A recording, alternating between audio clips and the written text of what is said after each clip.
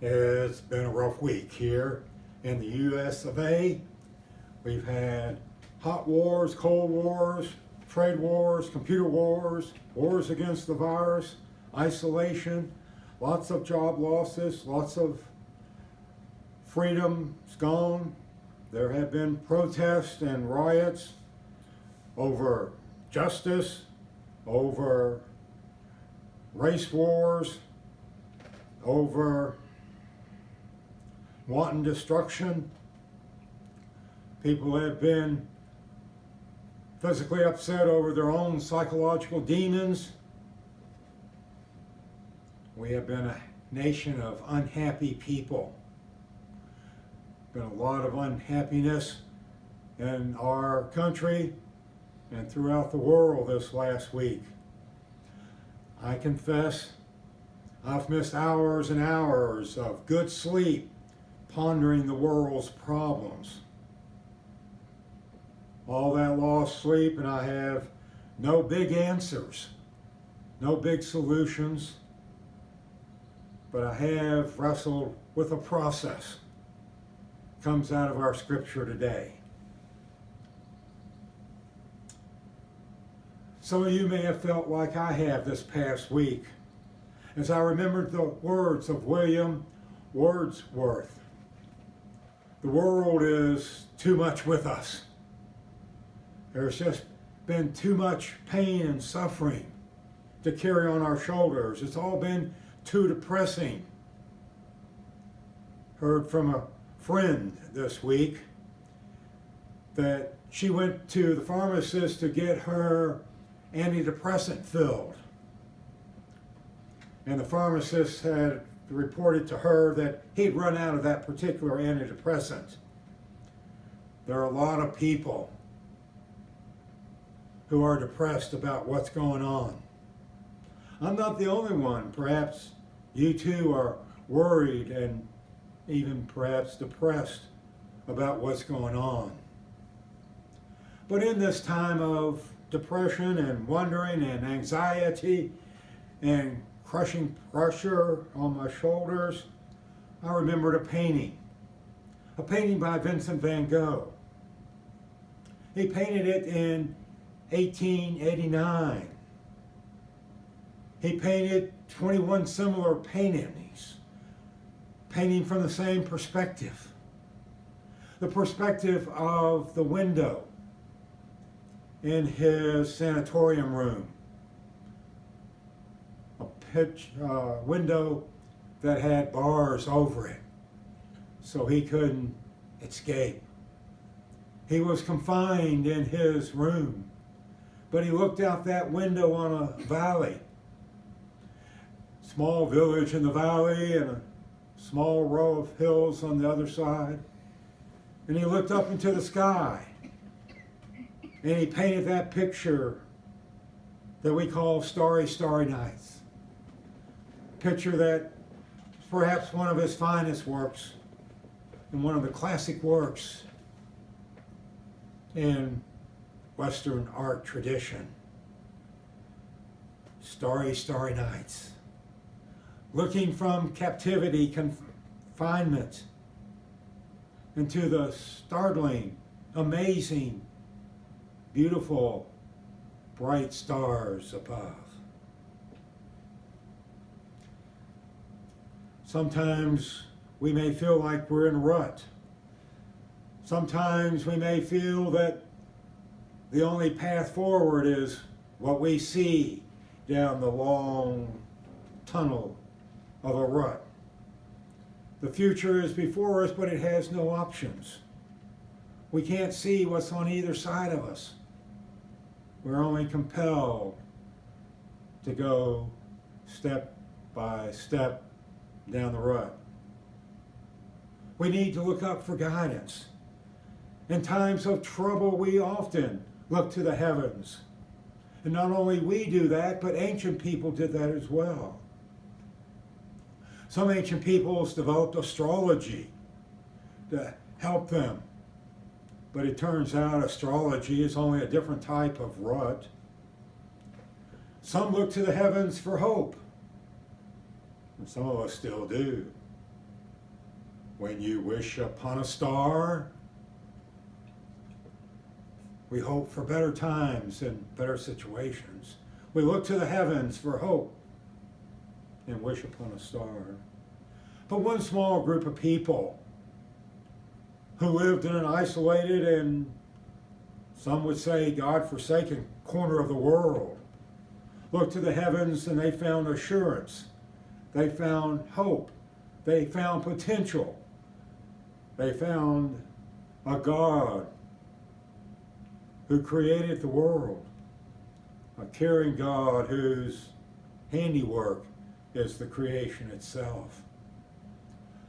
Over several years, poets and musicians have worked and put together Psalm 8 into the form that we now have it. We don't know exactly how it was used among the ancient Israelites. A theory developed in the Middle Ages says that since there is no mention of the sun in the list of God's created works here in Psalm 8, it must have been said at night. And while I can't vouch for that as when they actually said it, I do know that in my life it has meant something to me when I've gone out at night and looked up and seen the starry, starry nights. In a world that feels so crazy, that feels so upset, that literally feels like we are locked in behind the bars of our confinement. It's a liberation to see the starry, starry skies above. Try it if you will, but be careful. Otis was a roommate of mine some years ago now. But Otis also managed a planetarium. And one night he took a group of us over and gave us a tour of the heavens, opened up the starry, starry nights to us.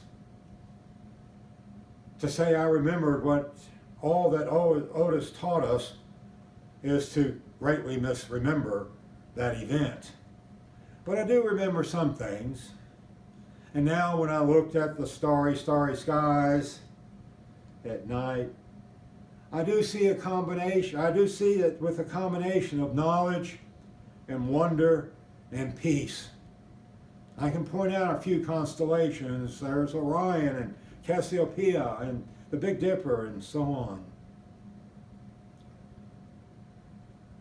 But it's not surprising to me that so many people could look to the heavens for an answer for their anxieties and for our hopes. Get a view from the heavens. So we find that many people in confined spaces and in rutted roads look to the nighttime skies and they raise this question: where do I fit in? What's my purpose? What's it all about? How do I relate to the God who created all of this? Or as the psalmist says, what are people that God should care about us? On one level, the response is quite difficult to translate. The answer is that we are a little lower than, and it doesn't say clearly in ways that we can understand what we're a little lower than. The Hebrew word is Elohim, but Elohim is the word that's usually used for God. So, are we a little less than God? Elohim is the plural, so it's sometimes translated as we are a little less than gods. Some people don't like that idea of being less than gods, and so they translate it a little less than angels, Others translate it as, we're less than the divine. On the other hand, the meaning is pretty clear in context. Human beings are less than God, but greater than all other aspects of creation. If you go back to the creation account, everything that God created until he reached man and woman, he created good.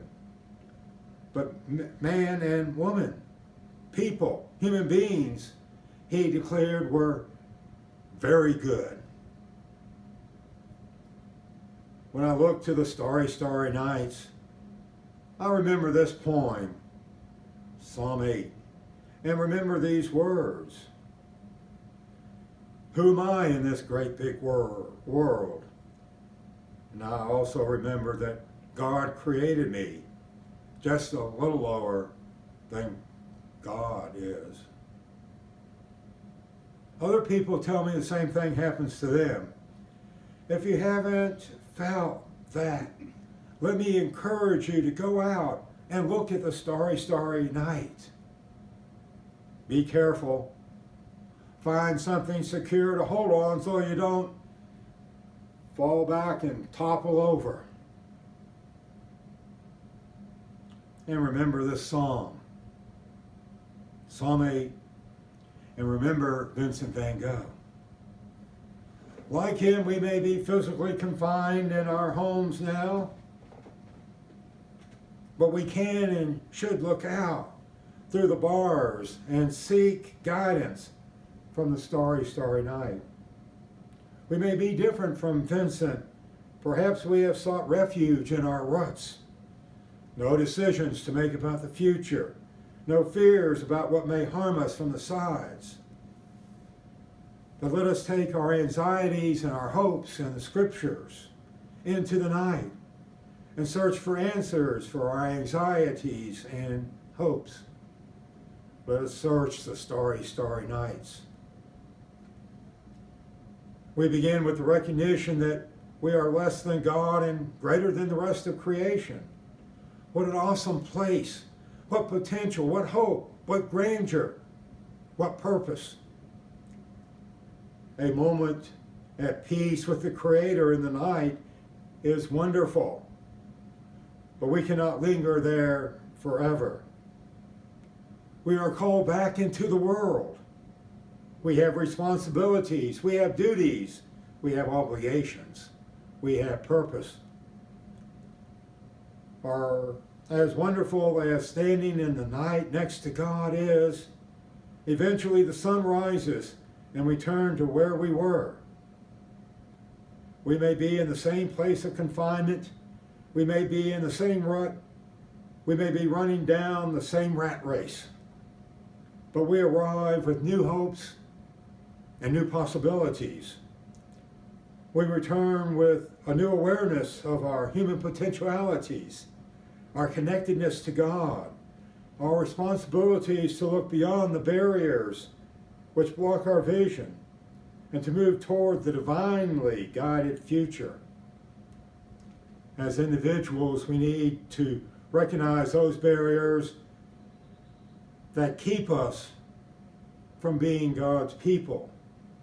As God's people, as a congregation, we must not let any barriers separate us from our divine connectedness and responsibilities and purpose.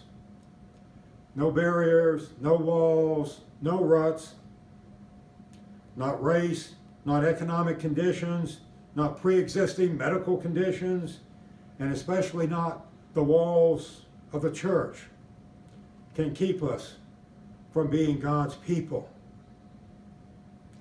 Hopefully, congregational worship is like being outside and looking to the stars, a time of wonder, a time of amazement, a time to be close with our Creator and God, a place that lifts us out of our earthly confinements and our earthly ruts, renews our hopes, and releases our energies to serve God in this world. Worship is never the goal in and of itself. It is the means by which we know and plan and encourage one another to live out our divine existence and our divine responsibilities and our divine purposes. God bless you.